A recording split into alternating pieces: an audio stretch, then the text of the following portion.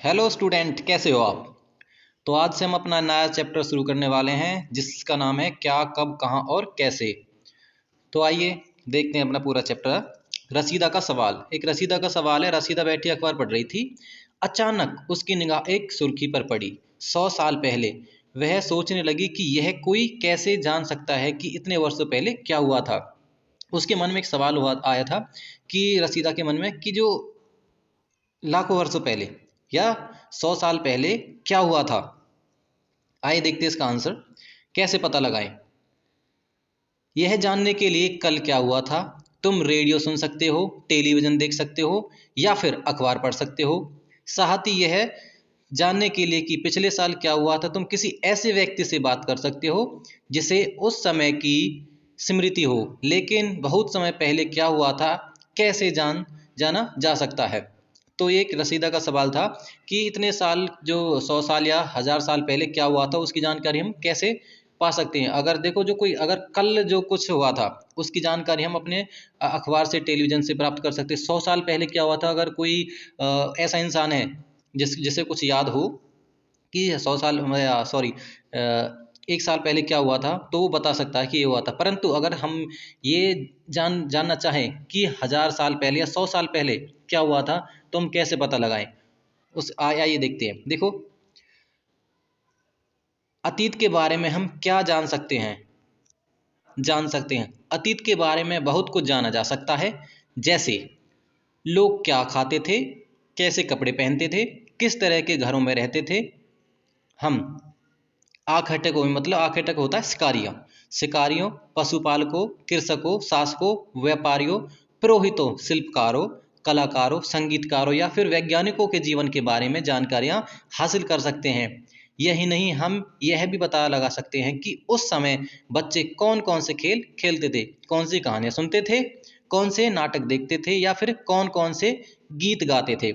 इन सभी की जानकारी हमें मिल सकती है। वो कैसे, देखते हैं। लोग कहाँ रहते थे, सबसे पहले हेडिंग है कि लोग कहाँ रहते थे।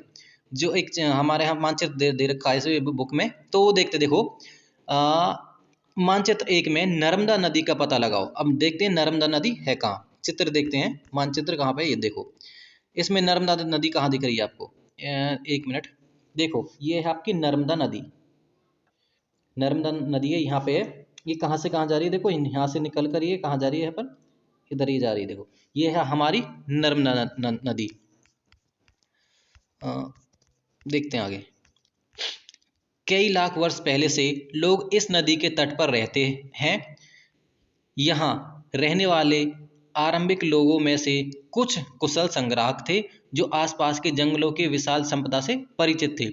जो नर्मदा नदी है, जो यहाँ पर लोग रहते थे, वो कैसे थे, एक कुशल संग्राहक थे। संग्राहक मतलब अगर हमें कुछ खाना पीना हो तो उसे हम संजो कर रखते हैं, पहले से ही उसे कलेक्ट कर लेते हैं, वो होता है संग्राहक। और वहाँ के जो लोग थे वो कुशल कैसे थे, जो वहाँ की वनस्पति थी उसे उसकी जानकारी थी कि कौन सा पेड़, हमें पेड़, तना या जड़ कौन सी खाने योग्य है और कौन सी खाने योग्य नहीं है, इसकी जानकारी थी। अपने भोजन के लिए वे जड़ों, फलों तथा जंगल के अन्य उत्पादों का यहीं से संग्रह किया करते थे। वे जानवरों का आखेट, मतलब जानवरों का भी शिकार करते थे। अगला पॉइंट। अब तुम उत्तर पश्चिम की सुलेमान और किरथर पहाड़ियों का पता लगाओ। अब देखो, सुलेमान और किरथर पहाड़ियाँ कहाँ पर है। अभी देखो, ये देखो, सुलेमान और किरथर की पहाड़ियाँ दोनों यहाँ पर हैं। सुलेमान और किरथर की पहाड़ियाँ इसी क्षेत्र में कुछ ऐसे स्थान हैं जहां लगभग 8000 वर्ष पूर्व स्त्री पुरुषों ने सबसे पहले गेहूं तथा जौ जैसी फसलों को उपजाना आरंभ किया। तो हम यहाँ ये देखते हैं कि 8000 पहले, पहला हमारा क्वेश्चन ये हो जाएगा कि हमें गेहूं तथा जौ की जानकारी कब हासिल हुई है और कहाँ से प्राप्त हुई हमें जौ तथा गेहूं। वो है हमें 8000 साल पहले सुलेमान तथा किरधर की पहाड़ियों से गेहूं तथा जौ के साक्ष्य मिले हैं। उन्होंने भेड़, बकरी और गाय, बैल जैसे पशुओं को पालतू बनाना शुरू किया। और यहाँ पर एक और पॉइंट है कि उन्होंने जैसे भेड़ बकरी और बैलों को भी पालना शुरू किया था। ये हम कैसे पता लगाते हैं? क्योंकि देखो वहाँ पर हमें इन सभी जानवरों के हड्डियों के अवशेष मिले, तो उस पता लगा सकते हैं कि वहाँ पर ये जो लोग थे वो इन इन पशुओं को पालते थे। ये लोग गांव में रहते थे। उत्तर पूर्व में गारो तथा मध्य भारत में विंध्य पहाड़ियों का पता लगाओ। अब देखो देखो इस मानचित्र में अ, ये देखो गारो की पहाड़ियाँ, यहाँ पर गारो की पहाड़ियाँ, और यहाँ पर देखो ये विंध्य विंध्य की पहाड़ियाँ यहाँ पर है। गारो तथा विंध्य की पहाड़ियाँ हमने पता लगा लिया। आगे देखते हैं। ये कुछ अन्य ऐसे क्षेत्र हैं जहाँ कृषि का विकास हुआ। देखो वहाँ पर तो विकास हुआ कृषि का, उसके साथ साथ क्या है, यहाँ पर भी गारो तथा जो गारो और जयंती दो पहाड़ियाँ यहाँ पर, गारो तथा यहाँ पर विंध्य जो पहाड़ियाँ हैं, यहाँ पर भी क्या हुआ है, कृषि का विकास हुआ है। जहाँ सबसे पहले चावल उपजाया गया वे स्थान विंध्य के उत्तर में स्थित है। जहाँ पर चावल हो विंध्य के उत्तर में, उत्तर देखते हैं, ये विंध्य है, ये विंध्य है, और यहाँ के जो उत्तर में इस साइड है, कहाँ क्या उगाया गया था, चावल।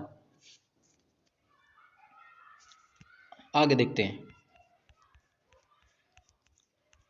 मानचित्र पर सिंधु तथा इसकी सहायक नदियों का पता लगाने का प्रयास करो। अब देखते हैं सिंधु और उसकी सहायक नदियां। सिंधु और उसकी सहायक नदी, देखो आपको दिख रहा होगा सिंधु है, सिंधु नदी है, ये यहाँ से निकल रही है। देखो एक मिनट, सिंधु नदी यहाँ से निकलकर ऐसे और यहाँ पर डाउन हो रही है। तो ये इसकी जो सहायक नदी देखो, झेलम, चेनाब, रावी और सतलुज, इसकी सहायक सारी और व्यास इसकी क्या है, सहायक नदियां हैं। ये हमने पता लगा। आगे देखते हैं इसमें। सहायक नदियां उन्हें कहते हैं, सहायक नदी किन्हें कहते हैं, जो एक बड़ी नदी में मिल जाती है। जैसे मैं अभी आप एक एग्जांपल बताऊं, जैसे कोई ये नदी है, इसमें जो छोटी छोटी नदियां ऐसे आकर मिल रही हैं, ये सभी क्या हैं, इसकी सहायक नदियां, जो इसकी सहायता करती हैं आगे बढ़ने में, वो होती हैं सहायक नदियां। आगे देखते हैं। लगभग 4700 वर्ष पूर्व इन्हीं नदियों के किनारे कुछ आरंभिक नगर फले फूले। गंगा में उसकी सहायक नदियों के किनारे तथा समुद्र तटवर्ती इलाकों में नगरों का विकास लगभग 2500 वर्ष पूर्व हुआ। अब देखो जो ये है, जो इन नदियों के किनारे कब हुआ है, लगभग 4700 वर्ष पूर्व, और जो समुद्र तट के किनारे कब हुआ है, लगभग 2500 वर्ष पूर्व जो लोग थे उन्होंने रहना शुरू कर दिया था। आगे देखते हैं। पहले जो लोग थे वो कहाँ रहते थे, नदियों के किनारे। अब कहाँ रहने शुरू कर दिया उन्होंने, समुद्र के किनारे, और जहाँ उन्हें अच्छा कुशल जीवन मिले वहां पर रहना शुरू कर दिया। आगे देखते हैं। गंगा तथा इसकी सहायक नदियां सोन का पता लगाओ। अब इसमें देखते हैं गंगा तथा इसकी सहायक नदियां कहाँ पर हैं, ये देखो इसमें देखते हैं, एक मिनट। गंगा नदी ये है, इसकी गंगा नदी, और सोन नदी ये है, गंगा तथा सोन नदी।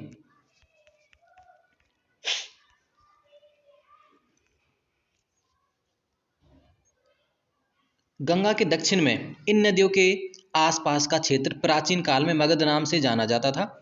मगध कहाँ पर है, देखो अभी मैं बताता हूँ आपको मगध कहाँ पर है। आपका मगध मिलेगा बिहार में, यहाँ पर मगध है। पूरा का पूरा इलाका किसका है, ये मगध का है। यहाँ से यहाँ तक पूरा मगध फैला हुआ था, मगध क्षेत्र सारा का सारा यहाँ पर।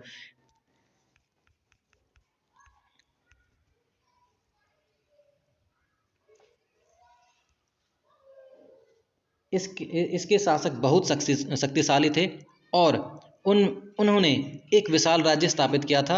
देश के अन्य हिस्सों में भी ऐसे राज्य स्थापना की गई थी। अब ये देखते हैं, जो मगध था वो एक शक्तिशाली राज्य था। कैसे बना, देखो जो मगध है वो बिहार साइड है, और वहाँ के जो शासक थे, जो मगध में शासक हुए, बहुत ही शक्तिशाली थे। उन्होंने धीरे धीरे सभी आसपास के राज्यों को जीता और एक बड़ा साम्राज्य स्थापित कर लिया। आगे देखते हैं। अगर इसके शासकों की बात करें तो चंद्रगुप्त मौर्य, आपने नाम सुना होगा, तो चंद्रगुप्त मौर्य भी कहाँ का था, वो मगध का ही शासक था। आगे देखते हैं। लोगों ने सदैव उपमहाद्वीपों के एक हिस्से से दूसरे हिस्से की यात्रा की। कभी कभी हिमालय जैसे ऊंचे पर्वतों, पहाड़ियों, रेगिस्तान, नदियों तथा समुद्रों के किनारे के कारण यात्रा जोखिम भरी होती थी, फिर भी ये यात्रा उनके लिए असंभव नहीं थी, क्योंकि उन्होंने अपना मतलब मन बना लिया था कि हमें ये करना है। तो इसलिए वो उन्हें यात्रा कठिन तो थी, परंतु उन्होंने उसे संभव बनाया। अतः कभी लोग काम की तलाश में तो कभी प्राकृतिक आपदाओं के कारण एक स्थान से दूसरे स्थान तक जाया करते थे। कभी कभी सेनाएं दूसरे क्षेत्रों में पर विजय हासिल करने के लिए जाती थी। इसके अतिरिक्त व्यापारी कभी कभी काफिले में तो कभी जहाज़ों में साथ मूल्यवान वस्तुएं लेकर एक स्थान से दूसरे स्थान पर जाते थे। धार्मिक गुरु लोगों को शिक्षा और सलाह देते देते हुए एक गांव से दूसरे गांव तथा एक कस्बे से दूसरे कस्बे जाया करते थे।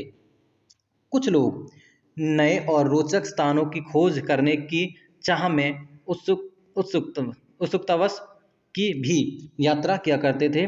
जैसे कोलंबस भारत आया था ना, ऐसे ही तो जो और भी यात्री थे क्या करते थे, उन्हें उत्साह होती थी कि हम नए स्थान की खोज करें। इन सभी यात्राओं से लोगों को को एक दूसरे के विचारों को जानने का अवसर मिला। अब जब हम एक स्थान से दूसरे स्थान तक जाएंगे तो वहाँ के विचार भाषा सब कुछ अलग होगी, तो हमें उसे क्या है जानने की मतलब उत्सुकता होती है, उन्हें हम जानते हैं। आज लोग यात्रा क्यों करते हैं, तो आज आपने देखा होगा आज क्यों करते हैं लोग यात्रा। आज इसलिए यात्रा करते हैं अपने बिजनेस के लिए, नौकरी के लिए या कहीं घूमने के लिए, इसलिए यात्रा करते हैं। ऐसे ही उस टाइम पर भी यात्रा करते थे। एक बार फिर से मानचित्र एक को देखें। पहाड़ियाँ, पर्वत और समुद्र इस उपमहाद्वीप की प्राकृतिक सीमा का निर्माण करते हैं। अब ये देखते हैं जैसे हम देखेंगे इस मानचित्र पे अगर हम देखें तो यहाँ पे देखो ये सारा क्या है, ये हिमालय पर्वत शुरू हो जाता है यहाँ से, और ये सारा का सारा यहाँ क्या है, हिमालय पर्वत, ये इसकी सीमा बनी हुई है। अगर हम नीचे देखते हैं तो देखो यहाँ से और यहाँ से देखते हैं सारा का सारा क्या है, यहाँ पर ये समुद्र है। तो ये भारत की क्या है, सीमा बनाते हैं। जो भी प्राकृतिक चीज़ें हैं या पहाड़ हो या समुद्र हो, क्या बनाते हैं, किसी देश की सीमा बनाते हैं।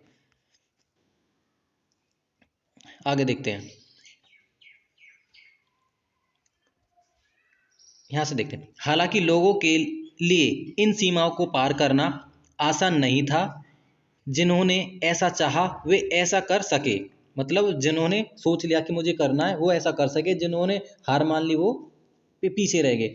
वे पर्वतों की ऊंचाइयों को छू सके तथा गहरे समुद्रों को पार कर सके। उपमहाद्वीप के बाहर से भी कुछ लोग यहाँ आए और यहीं बस गए। लोगों के इस आवागमन ने हमारे सांस्कृतिक परंपराओं को समृद्ध किया। कई सौ वर्षों से लोग पत्थर को तराशने, संगीत रचने और यहाँ तक कि भोजन बनाने के तरीकों के बारे में एक दूसरे के विचारों को अपनाते रहे हैं। ऐसा तो होता है। आगे देखते हैं देश के नाम। अब देशों के नाम कैसे पढ़ते हैं, आइए देखते हैं। अपने देश के लिए हम प्राय इंडिया तथा भारत जैसे नामों का प्रयोग करते हैं। इंडिया शब्द इंडस से निकला है, जिसे संस्कृत में सिंधु कहा जाता है।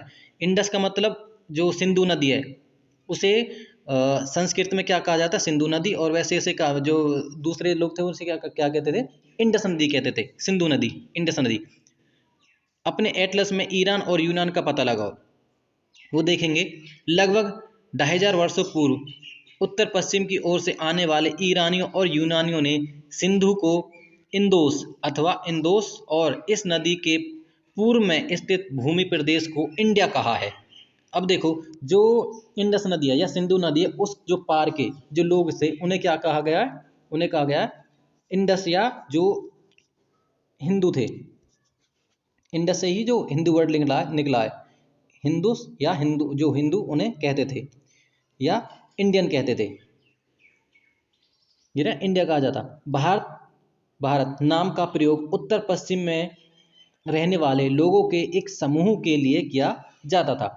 इस समूह का उल्लेख संस्कृत की आरंभिक लगभग 3500 वर्ष पुरानी कीर्ति है, जो क्या है ऋग्वेद में भी मिलता है। जो भारत शब्द का प्रयोग किस में मिलता है, ऋग्वेद में मिलता है, जो सबसे पुराना वेद है। बाद में इसका प्रयोग देश के लिए होने लगा। आगे देखते हैं अतीत के बारे में कैसे जानें, हम अतीत के बारे में कैसे जान सकते हैं। अतीत की जानकारी हम कई तरह से प्राप्त कर सकते हैं। इनमें से एक तरीका अतीत में लिखी गई पुस्तकों को ढूंढना और पढ़ना है। ऐसे ही तो हम पता लगाएंगे कि जो अतीत में हम क्या हुआ था, अब वो पुस्तकों को पढ़कर तभी पता लगाते हैं कि उस समय पर क्या हुआ था, लोग क्या खाते थे, क्या पीते थे, कैसे रहते थे और किन किन राज्यों पर विजय प्राप्त की थी। ये पुस्तकें हाथ से लिखी होने के कारण इन्हें पांडुलिपि कहा जाता था। अब पहला ये क्वेश्चन एक और बनेगा कि पांडुलिपि किन्हें कहा जाता है। पांडुलिपि को मतलब जो हाथ से लिखी जाती थी उन्हें पांडुलिपि कहते थे। अगर इसे इंग्लिश में देखें तो क्या कहते हैं, मैन्युस्क्रिप्ट। और जैसे देखो शब्द लैटिन भाषा से लिखा जिसका शब्द मेन्यू का अर्थ है हाथ से है और स्क्रिप्ट का मतलब आपको पता ही। बट पांडुलिपियां प्राय ताड़पत्रों अथवा हिमालय क्षेत्र में उगने वाले भुर्ज तथा पेड़ की छाल से विशेष तरीके से तैयार भोजपत्र पर लिखी जाती थी। ये एक क्या है, एक पेड़ का पत्ता होता है जिस पर ये लिपियां हाथ से लिखी जाती थी, जिन्हें क्या कहते हैं, हम पांडुलिपि कहते हैं। ऐसे ही ताम्रपत्र होते हैं जो तांबे के पत्ती पर लिखे जाते थे, उन्हें क्या कहते हैं, ताम्रपत्र कहते हैं। इतने वर्षों में इनमें से कई पांडुलिपियां को कीड़ों ने खा लिया, क्योंकि ये पेड़ की छाल की होती थी तो इन्हें कीड़े खा जाते थे, तो वो क्या हो जाते थे, फिर नष्ट हो जाते थे, जिसके कारण वो हमें आज प्राप्त नहीं है। कुछ नष्ट कर दी गई हैं, मतलब कुछ जो आक्रमणकारी थे उन्होंने नष्ट कर दी गई हैं। फिर भी ऐसी कई पांडुलिपियां आज भी उपलब्ध हैं। प्राय ये पांडुलिपियां मंदिरों और विहारों में प्राप्त होती हैं। उन्हें कहाँ रखा जाता था, मंदिरों और विहार। विहार कहाँ, मंदिर का मतलब जहाँ पूजा की जाती है, और विहार भी हुई है जहाँ पर बौद्ध जो पूजा करते थे या रहते थे वहाँ पर उन्हें विहार कहा जाता था। इन पुस्तकों में धार्मिक मान्यताओं व व्यवहारों, राजाओं के जीवन, औषधियों तथा विज्ञान आदि सभी प्रकार के विषयों की चर्चा मिलती है। हमें किस किस की चर्चा मिलती है, देखो इसमें जो राजा थे कैसा अपना जीवन था उनका, कैसा रहते थे, व्यवहार कैसा था, नेचर कैसा थे, कौन से राज्य जीते, सारा कुछ उनकी जानकारी मिलती थी। इसके अतिरिक्त हमारे यहाँ महाकाव्य, कविताएं तथा नाटक भी हैं। इनमें से कई संस्कृत में लिखी हुई मिलती हैं, जबकि अन्य प्राकृतिक और तमिल में है। प्राकृतिक भाषा का प्रयोग आम लोग करते थे। प्राकृतिक भाषा का लोग कौन करते थे, जो आम लोग थे वो प्राकृतिक भाषा का प्रयोग करते थे। और जो अन्य भाषा थी जैसे संस्कृत, उन्हें वो कौन प्रयोग करता था, उन्हें जो पुरोहित होते थे वो प्रयोग करते थे। पुरोहित और राजा लगभग वही प्रयोग करते थे संस्कृत भाषा का। हम अभिलेखों का भी अध्ययन कर सकते हैं। यहाँ देखते हैं अभिलेख किन्हें कहते हैं। देखो जो किसी कठोर स्तर पर जो मतलब खोदे जाते हैं, लिखे जाते हैं, उन्हें अभिलेख कहते हैं। जैसे पत्थरों पर या किसी भी कोई भी ठोस वस्तु है उस पर जो भी उत्कीर्ण में जो हमें अक्षर मिले हैं उन्हें अभिलेख कहते हैं। ऐसे लेख पत्थर अथवा धातु जैसे अपेक्षाकृत कठोर स्तरों पर उत्कीर्ण किए गए मिलते हैं। देखो आगे, कभी कभी शासक अथवा अन्य लोग अपने आदेशों को इस तरह उत्कीर्ण करते थे। क्यों, कौन, देखो क्यों करते थे, ताकि जो आम लोग हैं वो भी उन्हें पढ़ सकें। जैसे किसने किया था, जो अशोक ने, जिसे महान अशोक कहा जाता है, उसने ऐसा कि सबसे पहले उसने ही किया था ऐसा। उसने पत्थरों पर अपने विचार थे वो लिखवाए और उन्हें जगह जगह गड़वा दिया था। आगे देखते हैं, ताकि लोग उन्हें देख सकें, पढ़ सकें तथा उनका पालन कर सकें। कुछ अन्य प्रकार के अभिलेख भी मिलते हैं जिनमें राजाओं तथा रानियों सहित अन्य स्त्री पुरुषों ने भी अपने कार्यों के विवरण उत्कीर्ण करवाए हैं। उदाहरण के लिए प्राय शासक लड़ाइयों में अर्जित विजयों का लेखा जोखा रखा करते थे। क्या तुम बता सकते हो कि कठोर स्तर पर लेख लिखवाने के क्या लाभ थे, ऐसा करने में क्या क्या कठिनाइयाँ आती थी। अब ये देखते हैं कि जो इससे क्या फ़ायदा होता है और इनमें क्या क्या कठिनाई आती थी। देखो इससे लिखवाने से क्या फ़ायदे थे, क्या लाभ थे, क्योंकि जो राजा था ये बता सके कि ये राज्य मैंने जीत लिया है, और जो उनके विचार हैं अपने विचारों को भी वो लिखवा सकता था। बाकी इनमें कठिनाई क्या आती थी, देखो जो पत्थर थे वो बहुत भारी होते थे और उन्हें उत्कीर्ण करने के लिए विशेष व्यक्ति की जरूरत पड़ती थी। तो इसलिए इन्हें लिखवाने में और इन्हें जगह जगह गाड़ने में कठिनाइयाँ आती थी। चलो आगे देखते हैं। इसके अतिरिक्त अन्य कई वस्तुएं अतीत में बनी और प्रयोग में लाई जाती थी। ऐसी वस्तुओं का अध्ययन करने वाले व्यक्ति पुरातत्वविद कहलाता है। अब ये क्वेश्चन है, पुरातत्वविद किन्हें कहते हैं? जो पुरानी वस्तुएं थी, जो पुरानी वस्तुएं हैं या किसी दीवार पर या किसी भी पत्थर पर जो उकेरी हुई वस्तुएं हैं, उन्हें जो पढ़ते थे, जो उनकी खोज करते थे, वो कौन कहलाते थे? वो उन्हें कहते थे पुरातत्वविद। और पुरातत्वविद पत्थर और ईंटों से बनी इमारतों के अवशेषों, चित्रों तथा मूर्तियों का अध्ययन करते थे। किन किन का अध्ययन करते थे? जो ईंटों पर, पत्थर पर, किसी भी वस्तु पर जो उकेरी हुई चीजें होती थी, उनका अध्ययन करते थे। वे औजारों, हथियारों, बर्तनों, आभूषणों तथा सिक्कों की प्राप्ति के लिए छानबीन तथा खुदाई भी करते थे। इनमें से आगे देखते, देखो, इनमें से कुछ वस्तुएं पत्थर, पक्की मिट्टी तथा कुछ धातु की बनी हो सकती हैं। ऐसे पत्थर कठोर तथा जल्दी नष्ट न होने वाले होते थे, क्योंकि जो राजा थे या कोई भी था, ऐसे जो कठोर सतह होती थी, कठोर चीजें होती थी, उन्हीं पर उकेरते थे, क्योंकि क्योंकि या ताकि वो मतलब जल्दी से नष्ट ना हो सके, उन्हें टाइम लगे नष्ट होने में। एक मिनट। पुरातत्वविद जानवरों, चिड़ियों तथा मछलियों की हड्डियां भी ढूंढते थे। क्यों ढूंढते थे? क्योंकि उससे क्या जानकारी मिलती थी, किन किन जानवरों को, पक्षियों को या मछली खाते थे या नहीं खाते थे, वो भोजन में किस किस वस्तुओं का प्रयोग करते थे, किन किन जानवरों का प्रयोग करते थे। इनमें इससे उन्हें यह जानने में भी मदद मिलती थी कि अतीत में लोग क्या खाते थे। वनस्पतियों के अवशेष बहुत मुश्किल से बच पाते हैं, क्योंकि जो वनस्पति होती है वो गल सड़ जाती जल्दी से, और जो हड्डी होते हैं उन्हें टाइम लगता है मतलब गलने में। यदि अन्न के दाने अथवा लकड़ी के टुकड़े जल जाते हैं तो वे जले हुए रूप में बचे रहते हैं। वो क्या रहते हैं? जो काले पड़ जाते, जले हुए रूप में भी रहते हैं। आगे देखते हैं, क्या पुरातत्वविदों को बहुधा कपड़ों के अवशेष मिलते होंगे? बहुधा तो नहीं, परंतु कुछ कुछ अवशेष उन्हें कपड़ों के भी मिले हैं। आगे देखते हैं, पांडुलिपियों, अभिलेखों तथा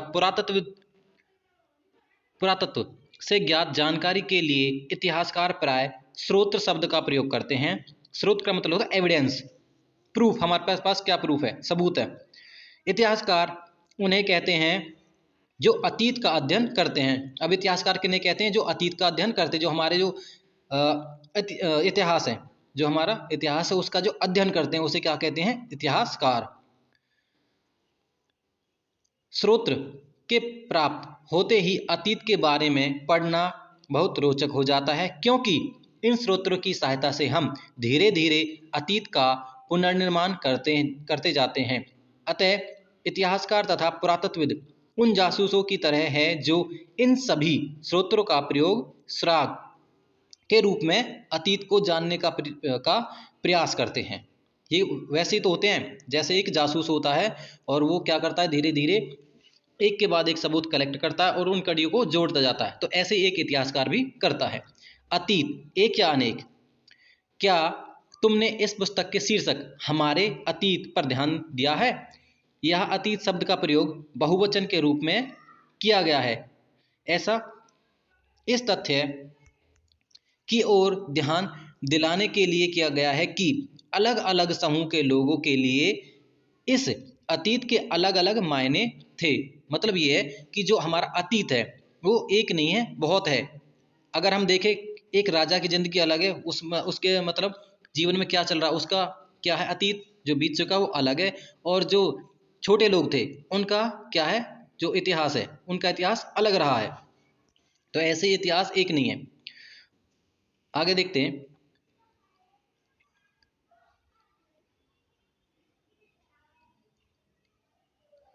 उदाहरण के लिए पशुपालकों अथवा कृषकों का जीवन राजाओं तथा रानियों के जीवन से तथा व्यापारियों का जीवन शिल्पकारों के जीवन से बहुत भिन्न था, क्योंकि सभी के जीवन अलग अलग थे, इसलिए इतिहास भी अलग अलग है।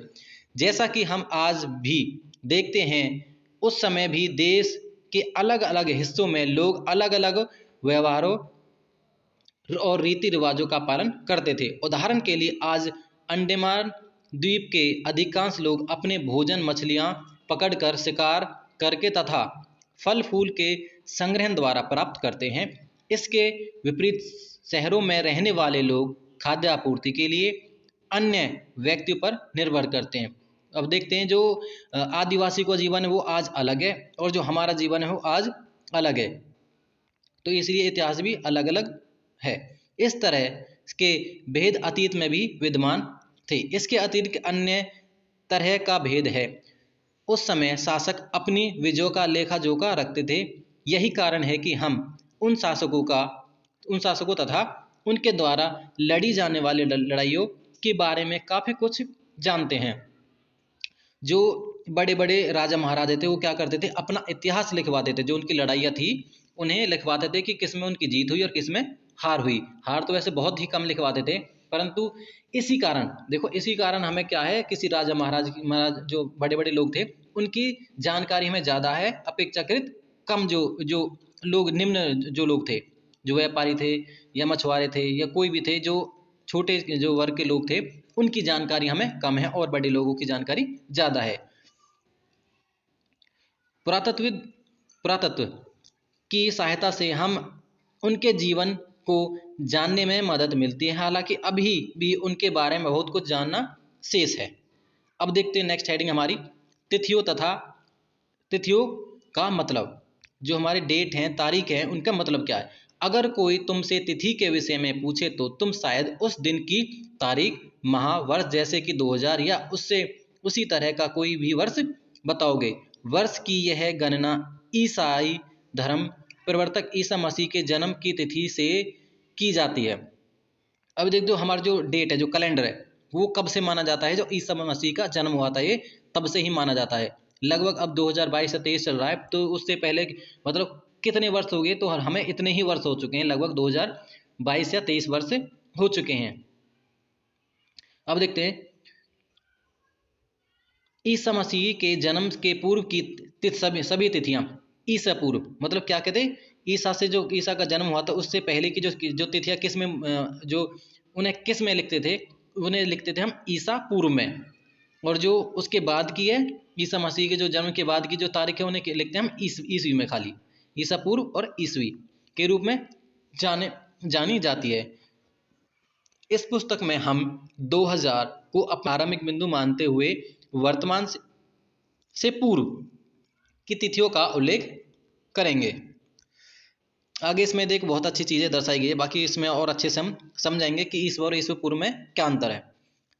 अंग्रेजी में बीसी मतलब बिफोर क्राइस्ट, मतलब ईसा पूर्व, बिफोर क्राइस्ट मतलब ईसा पूर्व होता है। कभी कभी तुम तिथियों से पहले एडी, हिंदी में ईसवी मतलब लिखते हैं, जिसमें अंग्रेजी में कहते हैं एना डोमिनी नामक दो लैटिन शब्द से बना है तथा इसका तात्पर्य ईसा मसीह के जन्म के वर्ष से है। कभी कभी एडी की जगह सीई तथा बीसी की जगह बीसीई का प्रयोग होता है। सीई अक्षरों का प्रयोग कॉमन एरा तथा बीसीई बिफोर कॉमन एरा के लिए किया जाता है। इन वर्डों का हम प्रयोग करते हैं। हम इन शब्दों का प्रयोग इसलिए करते हैं क्योंकि विश्व के अधिकांश देशों में अब इस कैलेंडर का प्रयोग सामान्य हो गया है। भारत में तिथियों के इस रूप का प्रयोग लगभग 200 वर्ष पूर्व आरंभ हुआ था। कभी कभी अंग्रेजी के बीपी अक्षरों का प्रयोग होता है, जिसका तात्पर्य क्या है, बिफोर प्रेजेंट, जो अब चल रहा है उसके पूर्व में, वर्तमान से पहले है। पृष्ठ 3 पर 2 तिथियां हैं, उनका पता लगाओ। उसके लिए तुम किस अक्षर समूह का प्रयोग करेंगे, ये आपके लिए होमवर्क है एक। बाकी जो ये है तिथियां हैं, इनके बारे में हम भी डिटेल में और भी बताएंगे। तो आज के लिए इतना ही चैप्टर, ये आप खुद देख लेना, ये बहुत आसान है। बाकी क्वेश्चन आंसर हम बाद में ही करेंगे सभी बुकों का। धन्यवाद।